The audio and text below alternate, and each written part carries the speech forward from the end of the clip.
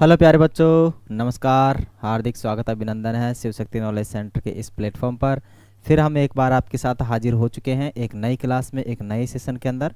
और आज जो हमारी प्रश्नावली है, जो अभी स्कूल में भी पढ़ाई जा रही है, वो है 8वीं क्लास की। कौन सी प्रश्नावली है, दिख रहा ना आपको बोर्ड पर? मानी 12वीं प्रश्नावली हम कंप्लीट करेंगे। ठीक है, इसको हम 3 सेशन में कंप्लीट करेंगे क्योंकि प्रश्नावली काफ़ी बड़ी है, तो इसीलिए इसको 3 सेशन में कंप्लीट किया जाएगा। एक एक चीज़ को बड़े ही ढंग से हम सीखेंगे यहाँ पर। ठीक है, यदि आप लोगों को वीडियो को पूरा देखना है और समझना है तो पूरा देखना है वीडियो को। ठीक है ना, अगर अच्छे से समझना है तो पूरा देखना ही देखना है। ठीक है ना, नहीं तो समझ में नहीं आने वाला। ओके, तो पूरी जो वीडियो है उसको सारा देखिएगा, डेफिनेट आपके समझ में आएगा, ये मेरा प्रॉमिस है आपसे। लेकिन आपको सभी के साथ शेयर करना पड़ेगा। ठीक है ना, चलिए यही आपका टास्क है आज का। ओके, तो स्टार्ट करें, करते हैं start. Shall we start? Here we go. चलो, हाँ, हमारा पहला पॉइंट क्या है? प्राकृत संख्याओं के गुणनखंड। ठीक है ना, प्राकृत संख्या आप जानते हो, प्राकृत संख्या कहाँ से स्टार्ट होती है? प्राकृत संख्या जो स्टार्ट होती है, क्या होती है? प्राकृत संख्या जो कहाँ से स्टार्ट होती है, कोई बताएगा आप में से? जरा कमेंट कीजिए, कौन बताएगा? ठीक है ना, प्राकृत संख्या है जिसे इंग्लिश में बोलते हैं नेचुरल नंबर। क्या बोलते हैं? Natural number. ठीक है ना, नेचुरल नंबर। ओके, ठीक है, नेचुरल नंबर्स, राइट। और ये जो प्राकृत संख्याएं हैं वो 1 से स्टार्ट होती है। ठीक है, 1 2 3 4 5 6 एंड सो ऑन, आगे तक चलती ही जाती है, ना आदि है ना अनंत है। ओके, मानी रुकती ही नहीं है। सारे के सारे हमारे पास जो है वो नेचुरल नंबर्स हैं। ओके, तो इनका हमें क्या करना है? गुणनखंड। आप सभी जानते हो, ऐसी बात नहीं है। हम एक संख्या ले लेते हैं, जैसे मैंने ले लिया 40। ओके, 40 का क्या करना है? गुणनखंड। तो गुणनखंड का मतलब होता है इसके टुकड़े करने हैं, और टुकड़े करने का तरीका केवल और केवल यही है हमारे पास, अभाज्य गुणनखंड करना। ठीक है, 2 का भाग देंगे, कितनी बार जाएगा? ये जाएगा 20 बार। फिर 2 का देंगे, फिर 10 बार जाएगा, फिर 2 का देंगे, फिर 5 बार जाएगा, फिर 5 का देंगे 1 बार। तो जो 40 के हमारे पास टुकड़े या गुणनखंड या फिर बोले तो फैक्टर कितने हुए? 2 इंटू में 2 इंटू में 2 इंटू में कितने? 5। ठीक है, माने 10, 10 दूनी के 20 और 20 दूनी के 40। फिक्स हो चुका है ना अपना, बिल्कुल कोई दिक्कत नहीं है। ये सारे के सारे जो फैक्टर्स थे हमारे, ये किसका फैक्टर्स था? केवल और केवल नेचुरल नंबर, प्राकृत संख्याओं के फैक्टर थे। ठीक है, आगे चलते हैं। समझ में आ रहा है ना आपके? ओके, आगे हमारे पास बीजीय व्यंजकों के गुणनखंड। बीजीय व्यंजकों में गुणनखंड में क्या होता है? देखो, आप जानते हो कि बीजीय व्यंजक क्या होते हैं, माने वे जिनके साथ क्या आ जाए? ABCD आ जाए, XYZ आ जाए, ठीक है, कोई भी सिंबल आ जाए, उनको जोड़ना, घटाना और गुणा करना, वो सभी बीजीय व्यंजक है। ठीक है, देखते हैं बीजीय व्यंजक क्या है। हाँ, मान लीजिए मैंने लिख दिया 16 A B और C। ठीक है ना, मैंने क्या लिख दिया है? 16 ABC। पहली बात तो ये पूरा का पूरा बीजीय व्यंजक है। क्या है? बीजीय व्यंजक। ठीक है ना, 16 ABC में हम इसके क्या करेंगे? गुणनखंड। 16 के गुणनखंड क्या हो सकते हैं? 2 गुणा 2 गुणा 2 और गुणा में 2। ओके, हो गए 16, क्योंकि ये हो चुका है कितना? 4 4 दूनी के 8, 8 दूनी के 16। ठीक है, और आगे है हमारे पास A गुणा में B गुणा में C। ये हो चुके हैं हमारे पास बीजीय व्यंजकों के गुणनखंड। इसी प्रकार से हम करते हैं। सॉरी, आगे हम मल्टीपल क्वेश्चन लेंगे, अलग अलग प्रकार के क्वेश्चन लेंगे। सारे के सारे जो आपकी बुक है, जो न्यू पैटर्न है 2023-24 का, पैटर्न की बात करें, ठीक है ना, किसकी बात करें? पैटर्न की, है ना, पैटर्न, पैटर्न, पैटर्न की बात करेंगे तो जो आपका पैटर्न है वो 2023-24 का जो पैटर्न है, अकॉर्डिंग टू दिस चलेगा अपना। और सारा का सारा जो बुक है NCERT की है। किसकी? NCERT। ठीक है ना, इसी की बुक है। मैं आपको बुक बता देता हूँ कौन सी है ना। ये जो आप लोगों की बुक है ना, ये देखो, दिख रही है ना अच्छे से? इस वाली बुक से जो कि आपकी नई आई है ना, दिख रहे ना यहाँ पे? ओके, इसमें देख लेते हैं कहाँ कहाँ क्या है ना। देखो, इसमें लिखा हुआ है सारा का सारा जो आपका चेंजेज हुआ है, कहीं तो है इसमें। ठीक है ना। पठन सामग्री प्रस्तावना है और कहीं इसमें दिख नहीं रहा ना। ओके, एनसीईआरटी है ये आपकी, जो अभी नहीं आई है ना, वो है इसमें। कहीं पे कुछ लिख रखा है जो मुझे अभी दिखाई नहीं दे रहा है, जो कि 2023-24 के सेशन के लिए है ना। आप अपनी बुक से मिला लीजिएगा। ओके, जो न्यू बुक है उससे मिला लीजिएगा, ठीक है ना। चलिए नेक्स्ट चलते हैं। नेक्स्ट सवाल है अपने पास सार्वगुणनखंड।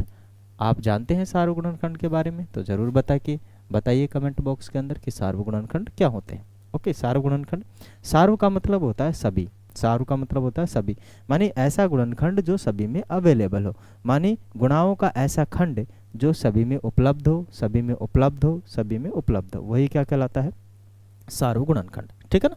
जैसे मेरे पास संख्या है 10x प्लस में 40, ओके, 10x प्लस में 40 y, ये हमारे पास एक संख्या है ना। अब देखो अगर मैं इनमें से कुछ कॉमन निकालूं, क्या निकालूं, कॉमन, तो यहाँ पर क्या हो जाएगा, 10 गुणा में x हो जाएगा, और यहाँ पर मैं क्या कर सकता हूँ, 4 गुणा में 10 कर सकता हूँ, गुणा में y। देखो मैंने 10 में क्यों तोड़ा, मैं चाहता था इनको और में भी टुकड़े कर सकता था, लेकिन यहाँ पर एक साइड में 10 ही दे रखा है। जब 10 है तो दूसरी साइड में 10 का टुकड़ा हो रहा है, तो वही निकालेंगे ना हम बाहर, फालतू में टुकड़े करने की कहाँ ज़रूरत पड़ रही है, ठीक है। तो जो ये यहाँ पर जो दे रखा है, हमें क्या दे रखा है, बताइए ना क्या दे रखा है हमको, हमको दे रखा है जो 10 दे रखा है, क्या दे रखा है, 10, जो दोनों जगह है, कहाँ है, दोनों जगह, कहाँ है, दोनों जगह, यही इसका क्या है, सार्वगुणनखंड है, यही क्या है, सार्वगुणनखंड, क्योंकि दोनों के अंदर ये अवेलेबल है, उपलब्ध है, कॉमन है या उभयनिष्ठ है, ठीक है ना, दोनों के अंदर है, इसीलिए क्या हो जाएगा, इसका सार्वगुणनखंड हो जाएगा, क्या हो जाएगा, इसका सार्वगुणनखंड हो जाएगा, ठीक है ना, क्या हो जाएगा, सार्वगुणनखंड हो जाएगा। ओके, समझ में आया नहीं आया, अरे बताइए ना भाई। अब इसको हम निकाल लेंगे बाहर, तो अंदर क्या बचेगा, केवल x बचा, यहाँ पर 4 और y बचा। अब बताओ क्या इसमें से और कोई कॉमन आ रहा है, क्या इसमें से और कोई कॉमन आ रहा है, क्या इसमें से और कोई कॉमन आ रहा है, नहीं आ रहा है। तो 10 ही क्या था, इसका सार्वगुणनखंड था, जो दोनों में अवेलेबल था। और कॉमन भी हम तब भी निकालते हैं जब बीच में या तो प्लस हो या माइनस हो। यहाँ पर क्या होना चाहिए, या तो प्लस होना चाहिए या फिर माइनस होना चाहिए, अदरवाइज हम कॉमन नहीं निकाल सकते। क्या नहीं कर सकते हैं, कॉमन नहीं निकाल सकते हैं, ठीक है ना। चलिए नेक्स्ट चलते हैं। नेक्स्ट हमारे पास उदाहरण नंबर आपका 1 आ चुका है। कौन सा आ चुका है, उदाहरण नंबर 1, ठीक है, जो कि है कि भाई गुणनखंड कीजिए, जो संख्या दे रखी है उसका क्या करना है, हमें गुणनखंड करना है। क्या करना है, अरे बताइए भाई, बताइए ना, ठीक है। तो इसका गुणनखंड क्या होगा, सबसे पहले आपको 12 का तोड़ना है। किस किस में तोड़ोगे आप, 2 गुणा, ठीक है, आप ऐसे लिख सकते हो 12a² b, ठीक है। इसके आप टुकड़े करो, टुकड़े करोगे तो 12 के हो जाएंगे, 2 गुणा में 2 4 और 4 × 12, ठीक है। a को क्या लिख सकते हो, a गुणा में a लिख सकते हो, और b को क्या लिख सकते हो, b, ठीक है। ये सारे के सारे हमने फैक्टर कर दिए, इनमें और किसी का भाग जाता नहीं है, इन फैक्टरों के अंदर और कोई भी टुकड़ा नहीं होता है। 15 को आप क्या लिख सकते हो, 15ab² को, ठीक है ना, माने 3 गुणा में 5 हो गए 15, क्योंकि 3 पंजे 15 हो चुके हैं, ठीक है ना। आगे आप a को a ही रहने दोगे, लेकिन b का स्क्वायर है तो इसको 2 बार लिख दोगे, जैसा कि मैं आपको पहले भी बता चुका हूँ। मानी a में इसका स्क्वायर है तो हम लिख सकते हैं b गुणा में b, और यदि 2b है तो इसको हम क्या लिख सकते हैं, a प्लस b प्लस में b, ठीक है ना। दोनों में डिफरेंट आपको नज़र आ रहा होगा, है ना, काफ़ी सारा डिफरेंस है इनके अंदर, ऐसा नहीं है एक में तो गुणा है और एक में जोड़ है, एडिशन है, ठीक है। चले आगे, अरे चले क्या, अब देखो, अब हमें क्या करना है, इनमें कॉमन क्या है उसको निकाल लेना है, इनमें कॉमन क्या है उसको बाहर निकाल लेना है। देखो 3 यहाँ पर भी है, 3 यहाँ पर भी है और कहीं नहीं है, a यहाँ पर भी है, ये यहाँ पर भी है और कहीं नहीं है, और एक भी ऊपर है एक भी नीचे है, और इसमें से कोई कॉमन नहीं आ रहा है, ठीक है। और इसमें से कोई कॉमन नहीं आ रहा है। दैट्स वाई हम क्या लिख सकते हैं, इनको तो बाहर लिख लो, कितने को, 3 ए और बी, ये तो बाहर आ जाएगा अपने पास। अंदर क्या बचा, अंदर जो बचा है वो हम छोड़ देते हैं वापस, ठीक है। एक तो 2 गुणा 2 बच रहा है, मानी 4 हो गया, ठीक है। और यहाँ पर क्या बचेगा, ए, इसके अलावा ऊपर कुछ बचा नहीं है हमारे पास, ठीक है। नीचे देखें, नीचे क्या बचेगा, नीचे केवल 5 है और बी है, 5 बी, इसके अलावा कुछ भी नहीं है। ये हमारे आंसर होंगे, ठीक है, क्योंकि गुणनखंड हो चुके हैं। क्या हो चुके हैं, गुणनखंड हो चुके हैं। समझ में आया या नहीं आया भाई, आया ना, अच्छी बात है, समझ में आ गया तो चलिए नेक्स्ट चलते हैं। नेक्स्ट सवाल है दूसरा अपने पास, दूसरा में भी सारो गुणनखंड ही करना है, ठीक है। चाहूँ तो मैं यहीं पर सोल्व करवा सकता हूँ, लेकिन मैंने आप लोगों को एक छोटे से छोटा जो पर्टिकुलर पॉइंट है वो भी बताना चाहता हूँ, वो भी सिखाना चाहता हूँ। तो 10 को क्या लिख सकते हो, 10x² को इसको लिख सकते हो 3 5 गुणा में 2, ठीक है, या 2 गुणा में 5 लिख लो, 2 पहले लिखो और 5 बाद में। इधर क्या लिखोगे, x गुणा में x, राइट। आगे क्या है अपने पास, 18 के टुकड़े कर लीजिए, 18x⁻3। तो 18 को क्या लिख सकते हो, 18 को लिख सकते हो 2 गुणा में 3 6 और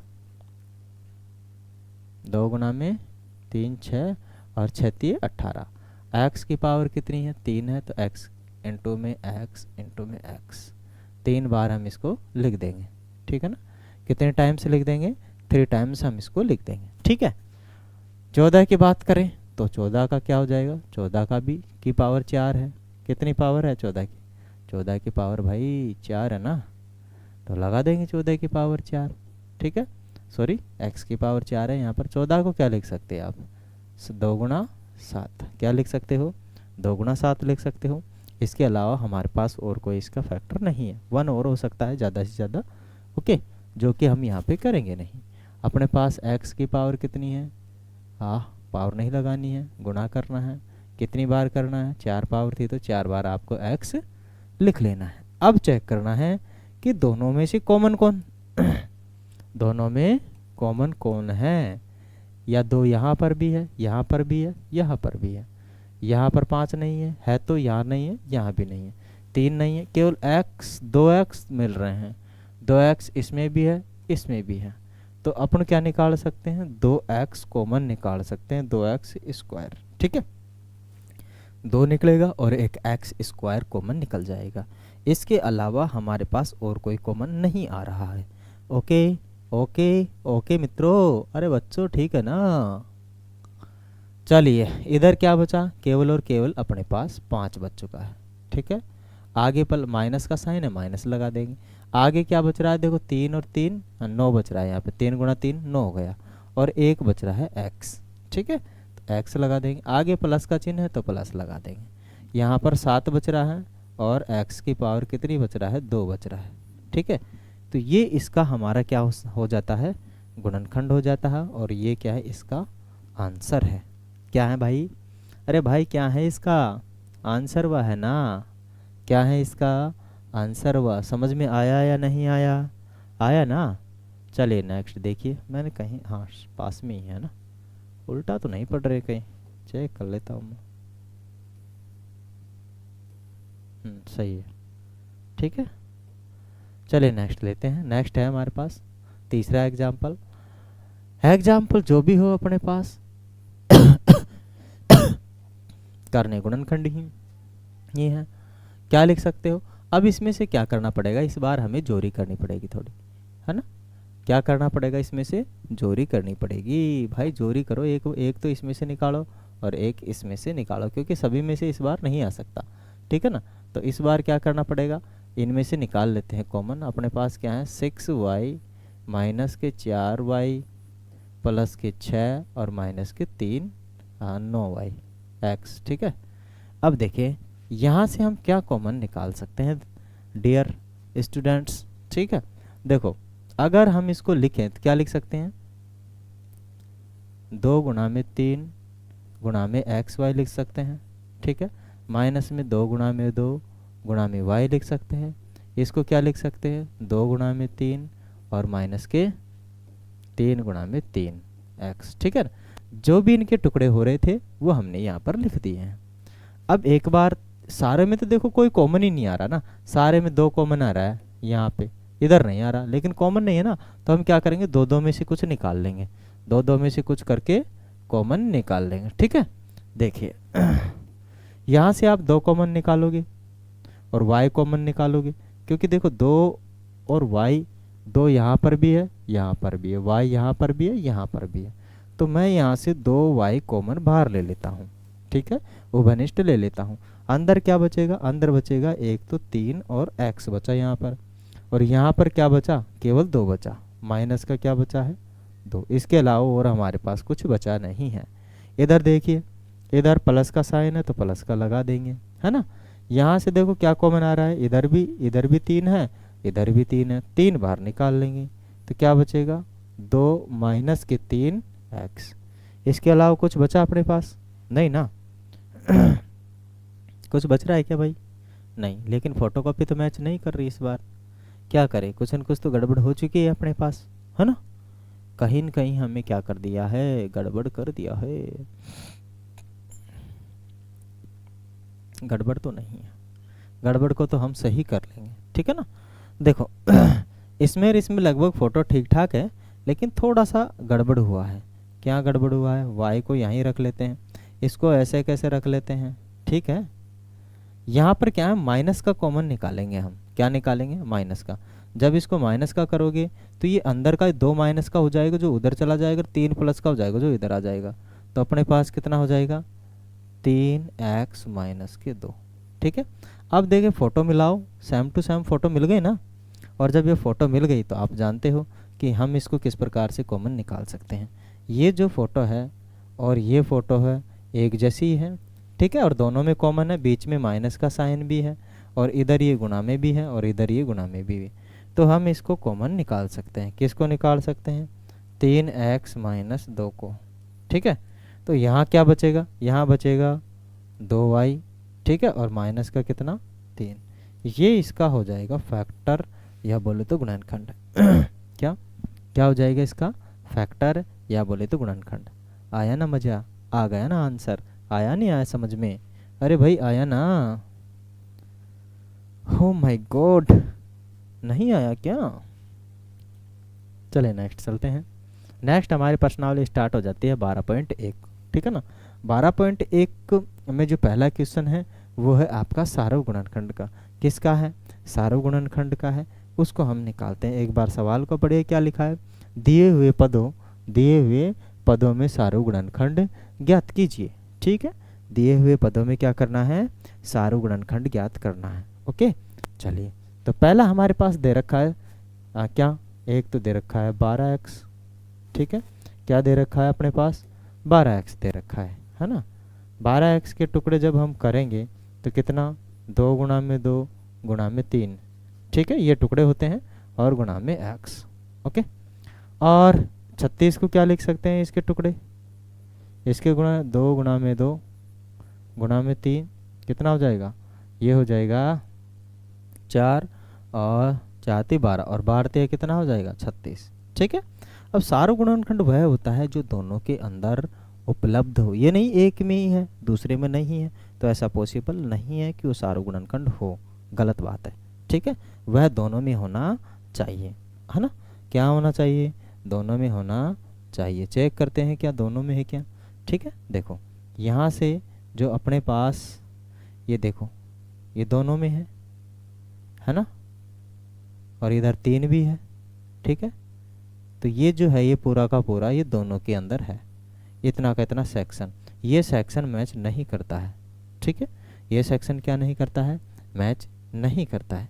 जो मैच करता है, जो दोनों में अवेलेबल हो, उसे क्या बोलते हैं हम, सार्वगुणनखंड बोलते हैं। तो सार्वगुणनखंड क्या हुआ, सार्वगुणनखंड, सार्वगुणनखंड क्या हुआ भाई, सार्वगुणनखंड हुआ जो दोनों में हो, 2 गुणा में 2 गुणा में 3, बोले तो बताइए 12। ठीक है, इसका आंसर क्या हो जाएगा अपने पास, 12 हो जाएगा। क्या हो जाएगा, 12 इसका आंसर हो जाएगा।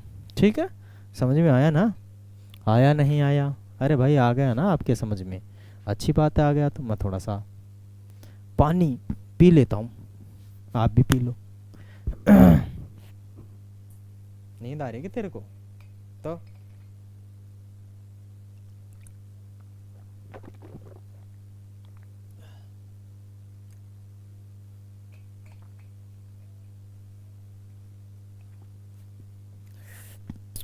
पी लिया भाई पानी। जगदम्बे। चलिए भाई, ठीक है, नेक्स्ट चलते हैं। सार्वगुणनखंड आपको पता लग गया होगा, इसका जो आंसर आने वाला है वो 12 है। चलिए नेक्स्ट चलते हैं डियर फ्रेंड, है ना। अपने पास क्या है, 2y और 22xy। ओके, 2y और 22xy। ये ब्लर हो जाता है कभी कभी, क्या दिक्कत है? सही से देख ले भाई, पहचान ले मुझे, ठीक है। तो क्या है अपने पास, 2y और xy है ना। तो इसका सार्वगुणनखंड क्या होगा? 2y को क्या लिख सकते हैं, 2y, 2 इंटू में y लिख सकते हैं। 22 को क्या लिख सकते हैं, 22xy को लिख सकते हैं। 2 गुणा में 11 गुणा में x और y, ठीक है, ये हम लिख सकते हैं।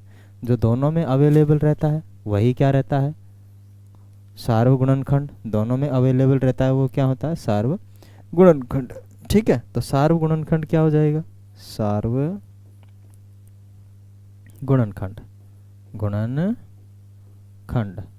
सार्वगुणनखंड बोले तो 2 इंटू में y, बोले तो 2y, ठीक है। ये सभी जगह अवेलेबल है, दोनों में अवेलेबल है, इसीलिए ये क्या है, इसका सार्वगुणनखंड है, ठीक है।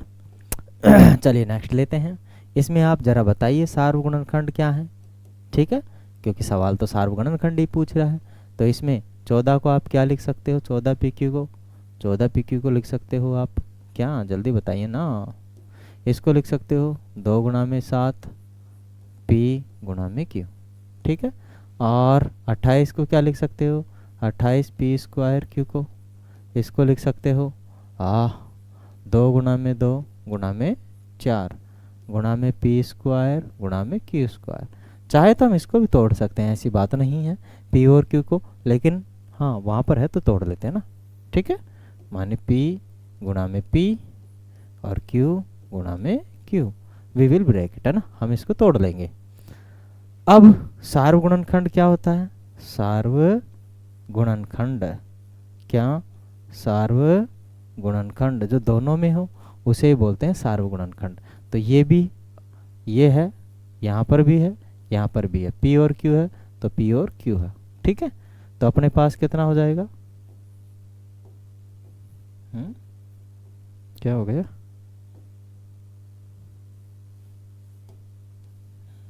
ठीक है। तो क्या हो जाएगा अपने पास, अपने पास हो जाएगा 2 गुणा में 7 गुणा में P गुणा में Q, ठीक है ना। माने 14 PQ हमारे सार्वगुणनखंड होंगे, हमारे क्या हो जाएंगे, सार्वगुणनखंड हो जाएंगे। मज़ा आ रहा ना? अरे भाई मज़ा लूटते रहो और पढ़ते रहो, ठीक है। ये तो पढ़ाई का आनंद है ना। ये हर कोई नहीं ले सकता, जो पढ़ने वाला है वही सीख सकता है, इसको वही ले सकता है, और जो नहीं पढ़ता है उसको मज़ा नहीं आएगा, ठीक है ना, क्योंकि वो जानता ही नहीं है कि पढ़ाई क्या चीज़ है। शिक्षा वो चीज़ है जो हर किसी को आनंदित कर देती है लाइफ टाइम के लिए। एक बार शिक्षा ले लेना आपने तो आप लाइफ टाइम के लिए मज़ा लेते रहेंगे शिक्षा का, और जो शिक्षा नहीं ली वो ज़िंदगी भर पछताता रहेगा कि मैंने शिक्षा क्यों नहीं ली, ठीक है। जब वो बार बार उसको दिक्कत आएगी ना तब वो पछताएगा। तो शिक्षा बहुत शानदार चीज़ है ना। अगर आप भी ज़िंदगी में मज़े का लुत्फ़ उठाना चाहते हो तो शिक्षा लीजिए, है ना। एजुकेशन इज इतनी शानदार चीज़ है, ओके, क्योंकि इसे चोर चुरा नहीं सकता है, भाई बटा नहीं सकता है, और न कोई इसे छीन सकता है ना। और उपयोगी तो आप जानते हो, इतने उपयोग है कि ज़िंदगी शिक्षा बिना अधूरी है, ज़िंदगी शिक्षा बिना क्या है, अधूरी। ओके, तो देखिए सार्वगुणनखंड पूछा है, 2 के टुकड़े क्या हो सकते हैं, ये हो सकते हैं, ठीक है। 3x स्क्वायर के टुकड़े अपने पास ये हो सकते हैं, 3x प्लस में 3x इंटू में x इंटू में x, ओके। और 2 के टुकड़े ये हो सकते हैं। अब मुझे बताओ भाई, कहीं पर कुछ सार्वगुणनखंड आ रहा है क्या? नहीं आ रहा है। नहीं आ रहा, तो इसका मतलब ये थोड़ी कि इसका जो सार्वगुणनखंड है वो 0, नहीं भाई, कतई नहीं है। इसका सार्वगुणनखंड 1 होगा, क्योंकि एक सबके गुणा में रहता है। एक परमेश्वर है, एक परमेश्वर है जो हर जगह अवेलेबल है, ठीक है ना। तो यहाँ पर भी अवेलेबल है, तो सभी का गुणनखंड कितना हो जाएगा, इसके भी गुणा में 1, इसके भी गुणा में 1, इसके भी गुणा में 1। क्योंकि गुणा में यदि हम 1 कर देते हैं तो इसकी वैल्यू में किसी भी प्रकार का कोई फर्क नहीं पड़ता है, जितना मान है उतना ही रहता है सभी का। तो सार्वगुणनखंड कितना होगा इसका, 1 रहेगा। क्या रहेगा सार्वगुणनखंड, सार्वगुणनखंड बोले तो 1, ठीक है, सार्वगुणनखंड बोले तो 1। आया ना मज़ा, अरे भाई आया नहीं आया, आया ना, तो ले लीजिए।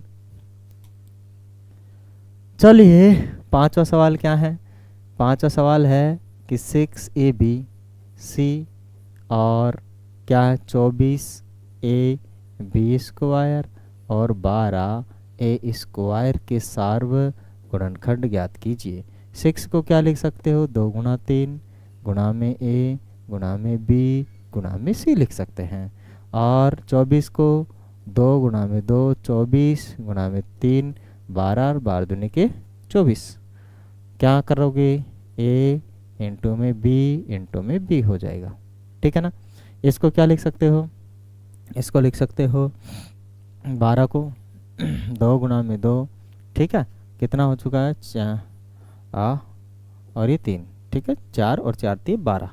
a को क्या लिख सकते हो, a गुणा में a गुणा में b, ठीक है ना, गुणा में b। सार्वगुणनखंड की बात करें, किसकी बात करें, सार्वगुणनखंड की, किसकी बात करें, सार्वगुणनखंड की, सार्वगुणनखंड की। तो सार्वगुणनखंड क्या होगा इसका, जरा बताइए ना, अरे भाई बताइए तो सही, क्या क्या अवेलेबल है, जरा सोचिए तो, चेक करते हैं भाई क्या क्या है अपने पास, ठीक है। देखो 2 2 इधर है ना, हाँ 2 इधर भी है, इधर भी है और इधर भी है, ठीक है।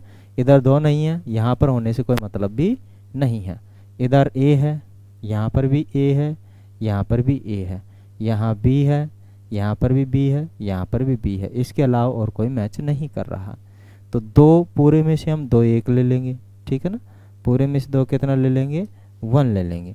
तो अपने पास 1 तो 2 आ चुका है, ठीक है, गुणा में 1 आ चुका है a और 1 आ चुका है b, ठीक है।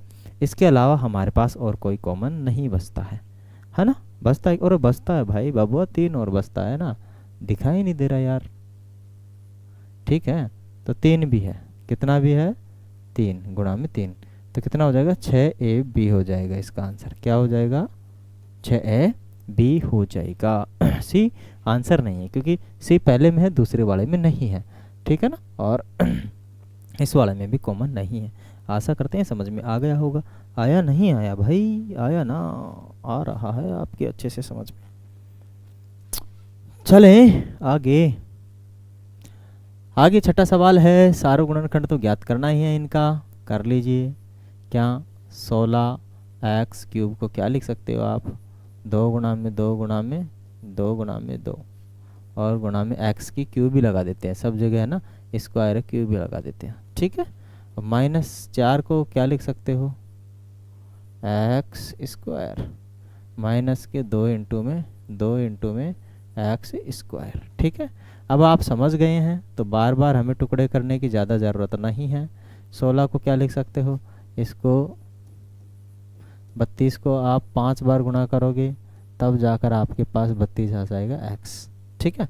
अब देखो सार्वगुणनखंड की बात करें, किसकी, सार्वगुणनखंड की बात करें, तो सार्वगुणनखंड सबसे कहाँ कौन कौन है, देखो यहाँ पर कितना है 16 के अंदर, 16 में 3 है, 4 है, इसमें 2 है, इसमें काफ़ी सारे, लेकिन यहाँ पर सब जगह 2 ही मैच कर रहा है, ठीक है ना, 2 2 ही मैच कर रहा है। और x में केवल यहाँ पर 1 है, तो इसमें से भी 1 निकाल लेंगे और इसमें से भी 1 निकाल लेंगे। क्या निकाल लेंगे, 1 निकाल लेंगे, ठीक है ना।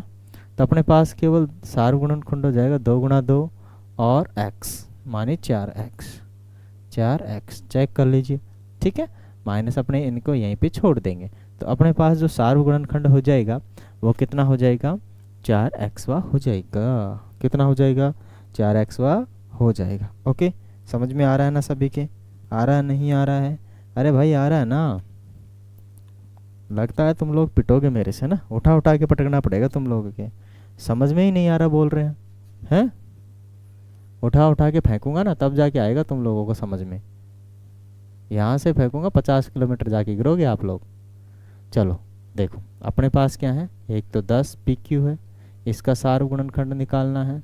और एक क्या है, 20 पी आर है, इसका सार्वगुणनखंड निकालना है। एक कितना, 30 आर पी है, इसका भी माने सभी में जो कॉमन है दैट इज वही क्या रहेगा, अपना सार्वगुणनखंड रहेगा। ठीक है, निकालो। 20 को क्या लिख सकते हो, 2 गुणा में 5 गुणा में पी गुणा में क्यू हो जाएगा। ठीक है, इसको क्या लिख सकते हो, 2 गुणा में 2 गुणा में, है ना, और 5 हो गया 20, और p इंटू में r। ठीक है, इसको क्या लिख सकते हो, 2 गुणा में 3, 2 गुणा में 3 6 और 6 पंजे 30, और r और p। ओके, तो टोटल अपने पास ये सारे के सारे फैक्टर हो चुके हैं। सार्वगुणनखंड की बात करें, किसकी, सार्वगुणनखंड की। सार्वगुणनखंड, सार्वगुणनखंड क्या होगा भाई, देखो ढूंढो ना। 1 2 यहाँ है, यहाँ है, यहाँ है, 3 नहीं है, 5 ये है, 5 भी है। ठीक है, क्या है, 5 भी है। ओके, तो हम कलर चेंज कर लेते हैं। 1 तो 2 है सभी में, 1 2 सभी में कितना है, 5 है, और सभी में पी भी है, सभी में क्या है, पी भी। तो अपने पास कितना हो जाएगा, 2 गुणा में 5 गुणा में पी, मानी 10 पी। 10 पी क्या हो जाएगा, इसका सार्वगुणनखंड हो जाएगा। ठीक है, 10 पी क्या हो जाएगा, इसका सार्वगुणनखंड हो जाएगा। होगा नहीं होगा, अरे बबुआ होगा ना। ठीक है, कितने मिनट का हो चुका अपना वीडियो, 32। ज़्यादा दिक्कत हो रही है क्या? चलिए नेक्स्ट लेते हैं, धीरे धीरे हम इनको कंप्लीट करेंगे। अभी अपने पास इसमें इस प्रश्नावली में कितने सवाल है मैं देख लेता हूँ। काफ़ी बड़ी प्रश्नावली है ना, इसको 2 पार्ट में कंप्लीट करेंगे हम, है ना। आज हम इसका पहला सवाल कंप्लीट कर लेते हैं, नेक्स्ट पार्ट में इसको कंप्लीट कर लें। ठीक है, अभी 8वां चल रहा है, सार्वगुणनखंड इसके चेक करने हैं हमें। ओके, कीजिएगा, अरे भाई कीजिएगा ना।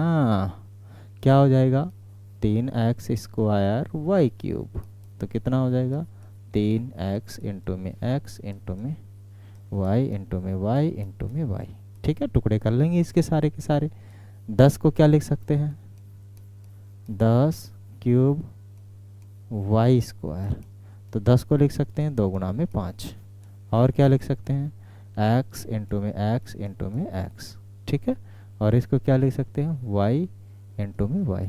ठीक है, 6 को क्या लिख सकते हैं, 6 को लिख सकते हैं 6x square Y square Z.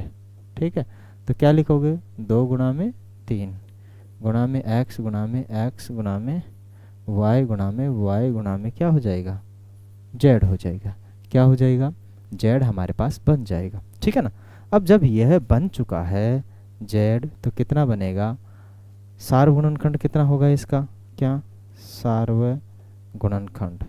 ठीक है, सार्वगुणनखंड चेक करते हैं, सभी जगह क्या अवेलेबल है, चेक कीजिएगा ज़रा। ठीक है, देखो सभी जगह 2 है क्या, 3 है क्या, सभी जगह 3, यहाँ नहीं है 3, x है क्या, x, हाँ यहाँ भी 2x, यहाँ भी 2x, यहाँ भी 2x। y है क्या, y कितना है, यहाँ भी 2, यहाँ भी 2, यहाँ भी 2। ठीक है, तो अपने पास x क्या आ जाएगा, x स्क्वायर और y स्क्वायर। ठीक है, क्या हो जाएगा, x स्क्वायर और y स्क्वायर हो जाएगा, x स्क्वायर y स्क्वायर। इसका सार्वगुणनखंड होगा, क्योंकि कोई कॉमन इसमें से बन नहीं रहा है, कोई भी कॉमन क्या नहीं बन रहा है, इसमें से नहीं बन रहा है। तो हमारा जो आंसर होगा x और y का स्क्वायर ही रहेगा। ठीक है, क्या रहेगा, x और y का स्क्वायर रहेगा। चलिए और करते हैं इसके सवाल।